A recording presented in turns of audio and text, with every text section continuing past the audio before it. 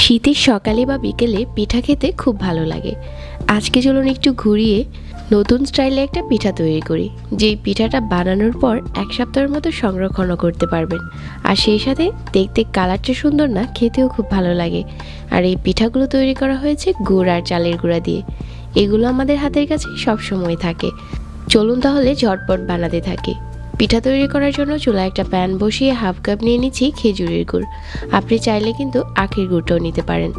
তারপর এখানে 1 কাপ দিয়ে দিচ্ছি পানি। পানির সাথে এই গুড়টা কিছুক্ষণ ফোটালেই দেখা যাবে যে গলে গেছে। ঠিক এই পর্যায়ে হচ্ছে বাকি উপকরণগুলো দিয়ে দিতে হবে। 1 কাপ পানির মাঝে 1 কাপ চালের গুঁড়াই দিতে হবে। তো তারপর এখানে 1 কাপ শুকনো চালের গুঁড়া দিয়ে দিচ্ছি, আর 2 টেবিল চামচ দিয়ে দিচ্ছি সাদা তিল, 1/4 চা চামচ দিয়ে দিচ্ছি লবণ। মিষ্টি খাবারে লবণ দিলে টেস্ট বেড়ে যায়। তারপর সবগুলো উপকরণ একসাথে মিশিয়ে নিচ্ছি। তো এখানে 1 কাপ থেকে বেশি পানি দিতে হবে না, 1 কাপ পানি দিয়েই হয়ে যাবে। তারপর চুলা থেকে নামিয়ে খুব ভালো করে মতে নিতে হবে। যেহেতু পিঠাগুলো গুড় দিয়ে তৈরি করা, তাই কালারটা কিন্তু একটু লালচে হবে। তারপর এখান থেকে ছোট ছোট ডো নিয়ে হাত দিয়ে চেপে চেপে অনেকটা ছোট সাইজের পাতলা রুটির মতো করে বানিয়ে নিতে হবে। আমি হাত দিয়ে চেপে চেপে তৈরি করছি, তবে কেউ যদি চান বেলুন দিয়ে বেলেও বানিয়ে নিতে পারেন।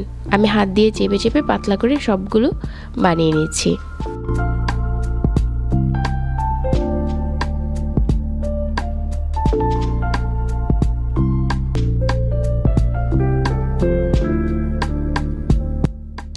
তো সবগুলো পিঠা এখন তৈরি করা হয়ে গেছে। এগুলো এখন ডুবো তেলে ভেজে নেওয়ার পালা। চুলায় আগে থেকে তেল গরম করে নিয়েছি। তেলটা গরম করে তারপর হচ্ছে পিঠাগুলো ছাড়তে হবে।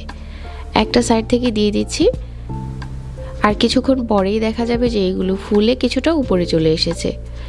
এই সময় নাড়াচাড়া করার কোনো দরকার নেই। অনেক সময় পিঠাগুলো নাড়াচাড়া করতে গেলে ভেঙে যেতে পারে, তাই অপেক্ষা করতে হবে যতক্ষণ না পিঠাটা মোচমোচে হয়ে যাচ্ছে ততক্ষণ। তো বেশ কিছুক্ষণ পর পিঠাটা দেখতে অনেকটা লাল হয়ে গেছে। ঠিক এই পর্যায়ে হচ্ছে একটার উপর একটা দিয়ে খুব ভালো করে চেপে তেলটা ফেলে দিয়ে উঠিয়ে নিতে হবে। আর ভাজার পরে কালারটা দেখতে কিন্তু খুব সুন্দর লাগে। অল্প সময়ে বানানো হয়ে যায় ঘরে থাকা উপকরণ দিয়ে। এই পিঠাটা বানিয়ে 1 সপ্তাহের মতো সংরক্ষণ করতে পারবেন। খেতেও অনেক মজার। তো আশা করছি আজকের রেসিপিও প্রতিদিনের মতো ভালো লেগেছে। সবাইকে অনেক ধন্যবাদ জানাচ্ছি, আর আজকে এখানেই বিদায় নিচ্ছি। আল্লাহ হাফিজ।